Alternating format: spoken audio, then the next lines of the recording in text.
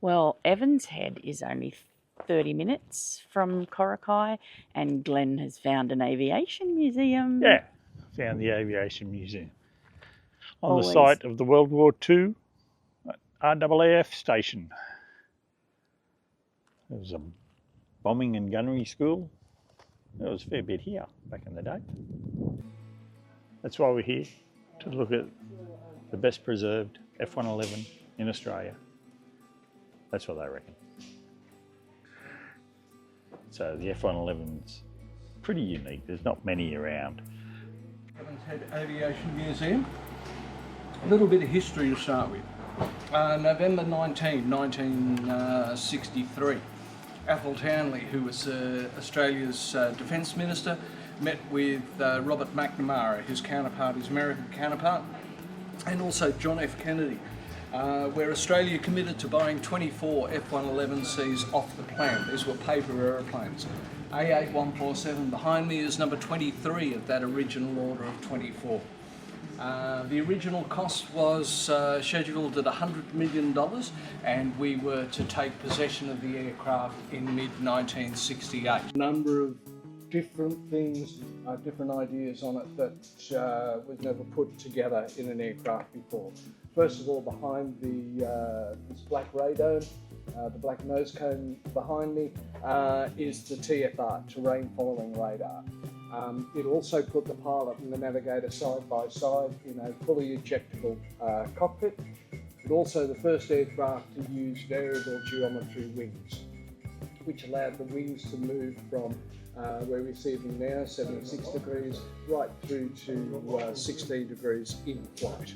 And it's the first aircraft that was ever available to do or could do that. The longest third of the second we ever had to wait. He actually thought the system has failed and we had to reset it. Once the cockpit is up and away, and it is, the pilot, and I said, remains totally enclosed in that. So this is an aircraft that you could eject out of at supersonic speed and hope to survive. Of course, with any aircraft, you only pull the ejection handle when death is the only other option, and it's seconds away. So once this cockpit is up and away from the aircraft, that white drone chute that you see hanging up over there is released, which then pulls out this parachute, and that's huge. It's about 30 metres across. And that parachute then brings the cockpit down to the ground at a very comfortable 28 feet per second, which is still pretty quick. So underneath here are collapsible airbags, 1973, with all of its capabilities. It's high speed, capable of 2.5 times the speed of sound.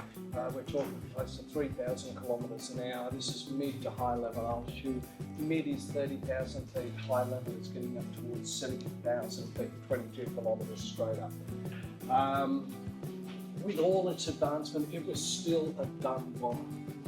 You had to fly over the target, sight your target, aim the weapons, and drop the weapons. They also carry flares and they carry chaff. Now flares is a good example of dropping flares out the back here. A series of rotating or a series of rings at the back, that's the afterburner.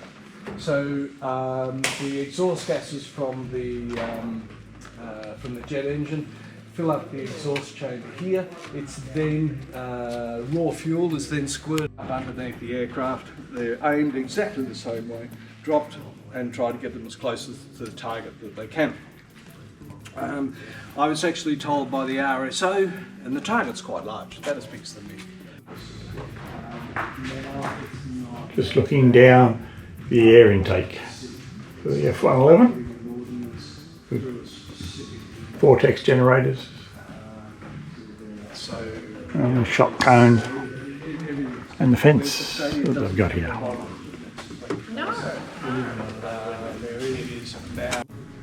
But it's pretty well. It's a massive aircraft. I wasn't expecting something like this to work with them at all, for sure. Yeah, again, it's a bomber. Yeah. Rather than a fighter. An F-35 is about 5 metres shorter than this. So then you have your It's not metric either, but gauges here. Everything was a lot of these things with Imperial. Well, precision strike and standoff weapons delivery system. Yeah, we did have guns, but the guns were of no value at all in a precision strike bomber. Yeah. It's not a TV, is it? No, but this is Oh, that's a TV. the virtual image display. Right. Yeah. So that is used for, well, quite a few things. It gives you navigation and, so many things. And so many things with the F-111, so many systems are integrated with other systems. Right. Quite a... Yep. Which you can see is pretty torrid on the airframe. Yeah. Because this is a huge aircraft. 20 odd tons. 23 tonnes, like you see it here. 23 tonnes. So then you think about... Metric tons. Metric tons? 20... Or American tons. I think it's 23 tonnes. Mate, it's that long ago since I did all that sort of research. I'm pretty sure it's tonnes. Its maximum takeoff weight is 52, 5 tonnes more than twice its empty weight. Weight, yep. Yeah. Just so you're not towing it with a And truck. then you've got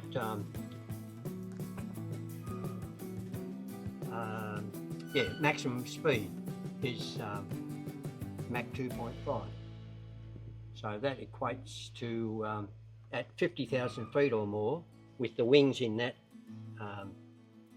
position, being the absolute maximum sweep of 72.5 degrees.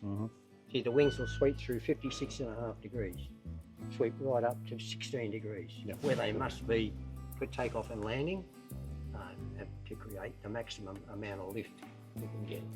Because the maximum amount of lift is what's required, as is the maximum thrust, which is generated here at the engine inlet. So you can use your imagination to think about getting 52 tonnes of big, fast jet off the ground. Yeah. Yep. I got a heads-up display.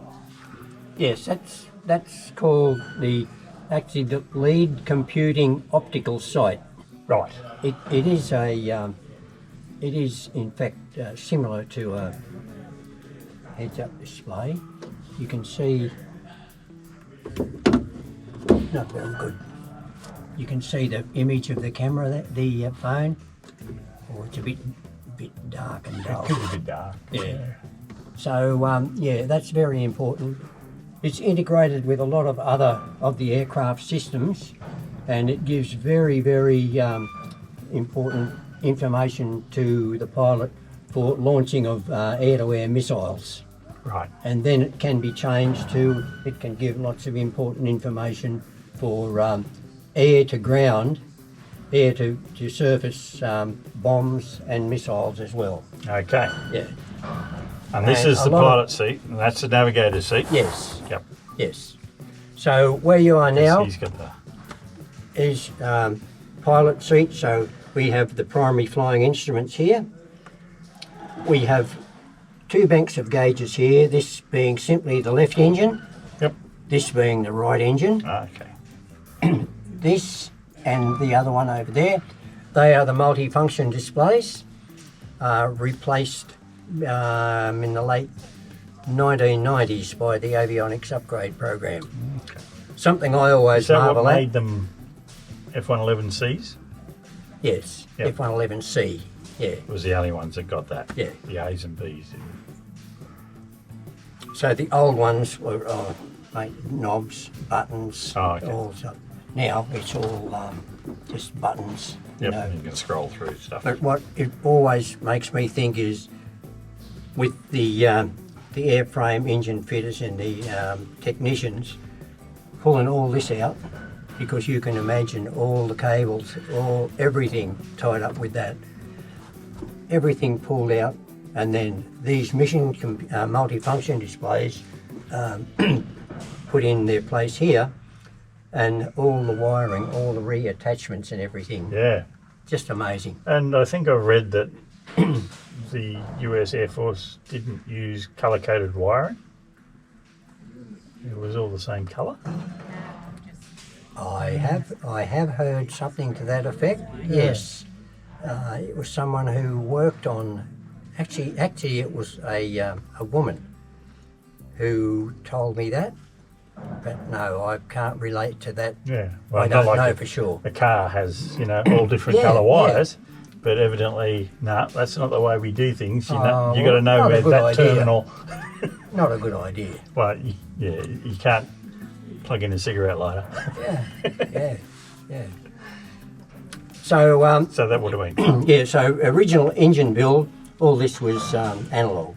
Yep. So after the avionics upgrade program, which cost a cool just under $500 million, this side, the primary flying instruments remained at analogue, and the navigator, weapons systems officer's side there with the navigation and weapons system was changed to digital. Yeah. So it was quite an amazing thing. And then by today's standards, what you're looking at here now is pretty ancient, Yep. but very, very effective. And you have to say that in its particular time of service and its particular role, which was terrain following, low level, high speed, precision strike. There wasn't much that could beat it. So after all, it really is an all-weather, long-range, supersonic, precision strike aircraft with multi-mission capabilities, such as precision strike and standoff weapons delivery system. Yeah, we did have guns, but the guns were of no value at all in a precision strike bomber. Yeah. No. We're looking just straight ahead of us all the time. That is our vision.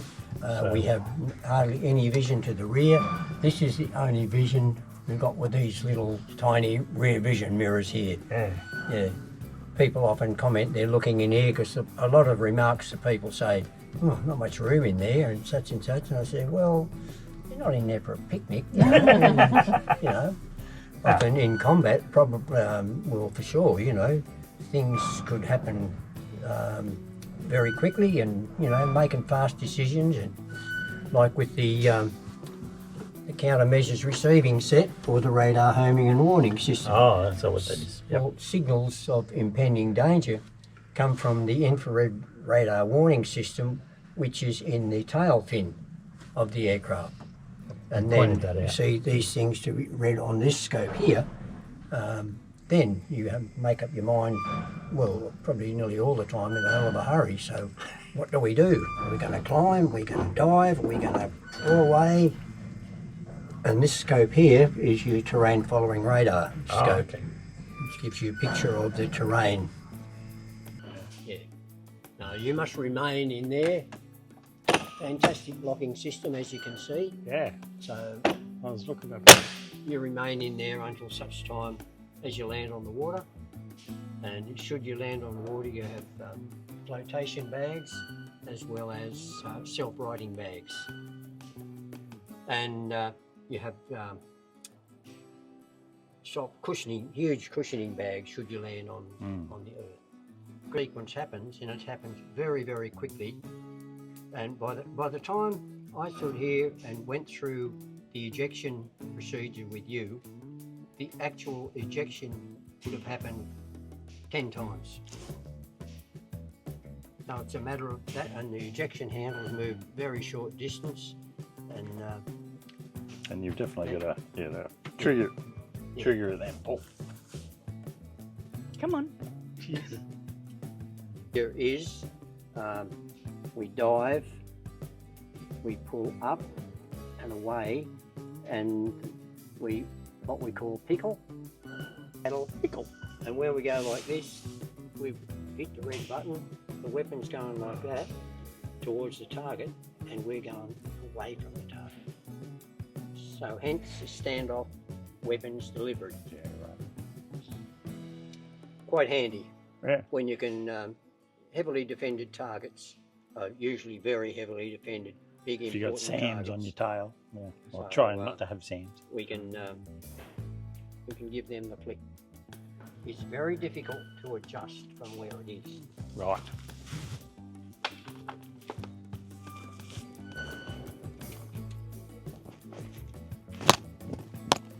That's got it. Now, I don't think we're going to be able to get the... Got the oxygen mask. We can try it if you like.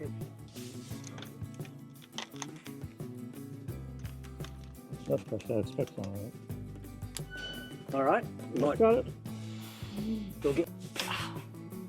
Oh, Like having a CPAP on. it is, isn't it?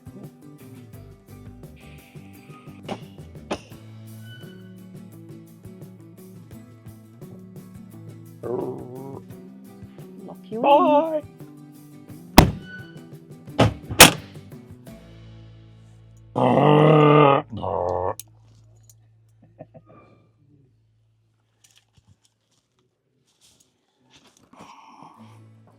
So these are all warning lights? Yeah, yeah. All those, yeah, as I say, lots of things taken out, pulled out. Hmm. And one thing I was going to say, this is your wing sweep handle here. Oh, is that it? Simple little mechanical operation. So you can just try and pull that back. Right? Yeah, that's all your wing sweep is. Ah. Backwards and forwards.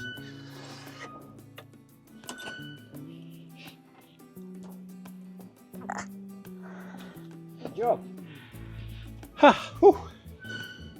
Bit Thank hot you. in there. Yeah. Yeah, not every day you Done get to do something that. other people won't do. Yep. Once in a lifetime there, Glenn. Yes, I'm running out of lifetimes.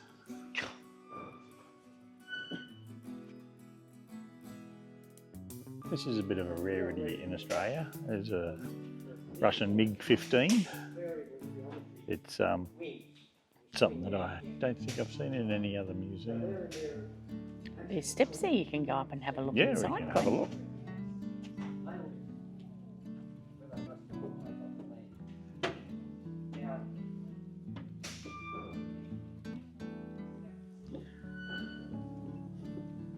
What do we got? Well, you got a trainer version because most of them were single seaters. This is about Korean War era. MiG-15s and the Sabres.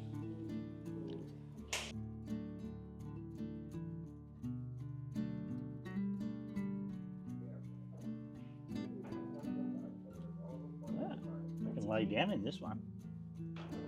That's where the bombardier lays down.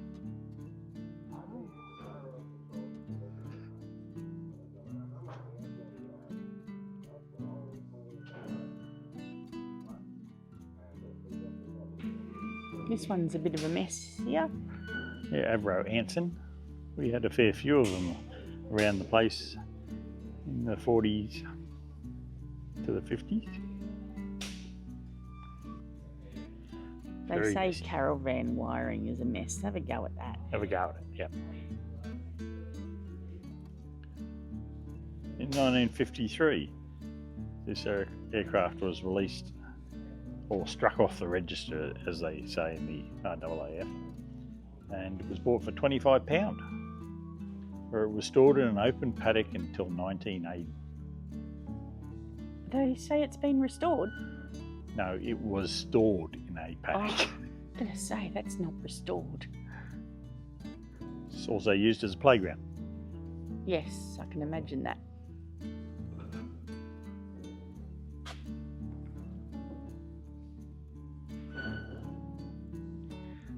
The Kiowa.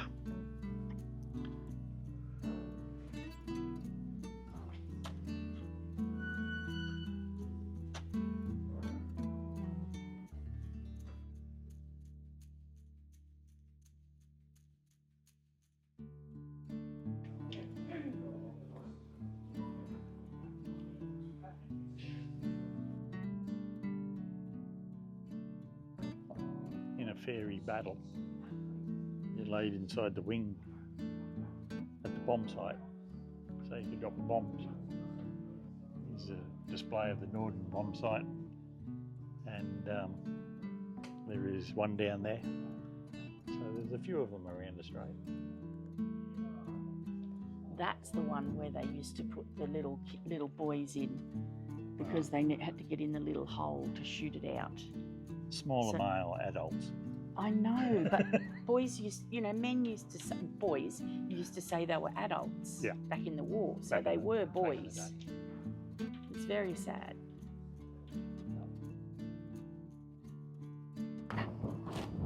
$500-gallon fuel tank. Made out of rubber. Be good for the car.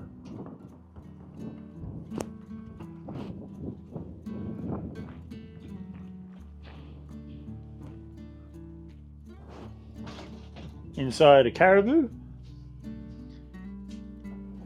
We had a fair few caribous kicking around, as well as Hercules. Was it during Vietnam? Yeah, they just went whenever they needed them. Well, 64, 3 aircraft came from Canada.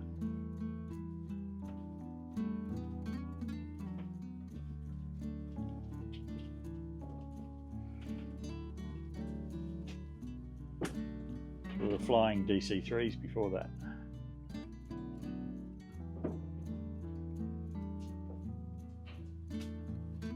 Yeah, so these date back to 1958. So, wow. There we go. So this cable here is what you connected your parachute to. And as you slid out of the back door, it would automatically open it for you.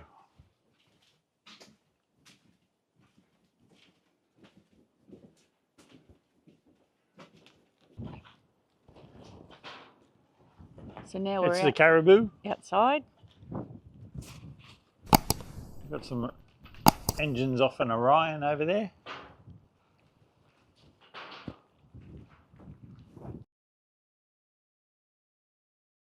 Vicky's going to buy me a present.